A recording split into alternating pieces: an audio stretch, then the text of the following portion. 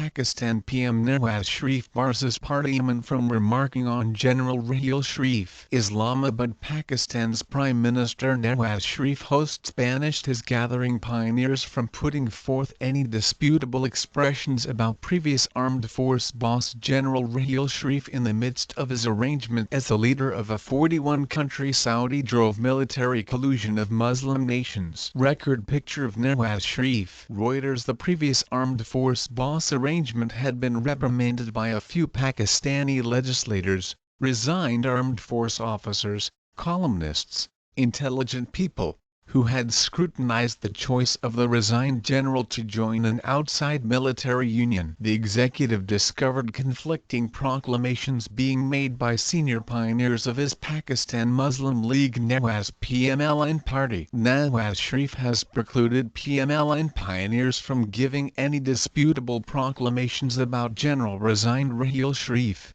Radio Pakistan cited PM Sharif as saying, "The head administrator said the whole country hailed the previous armed force boss for his exemplary administrations." Sharif's bearings to pioneers of his gathering came days after Sindh Governor Muhammad Zubair called Gen Sharif simply one more broad and said he ought not be made overwhelming. Raheel Sharif was made overwhelming, and that is the reason that when he is allocated a real estate parcel which he merits it raises eyebrows, Zubair said. He is an ordinary general like some other officers and it's his entitlement to obtain the land parcel he was given. Let's be reasonable with him, let's not make him overwhelming. This will just make more issues for him, he said. Zubair was alluding to the news that Gen Sharif has been granted horticultural land for his administrations. His Sharif's work as head of the Saudi-drove organization Together is likewise being viewed as something phenomenal when it ought to be his privilege as an ordinary individual.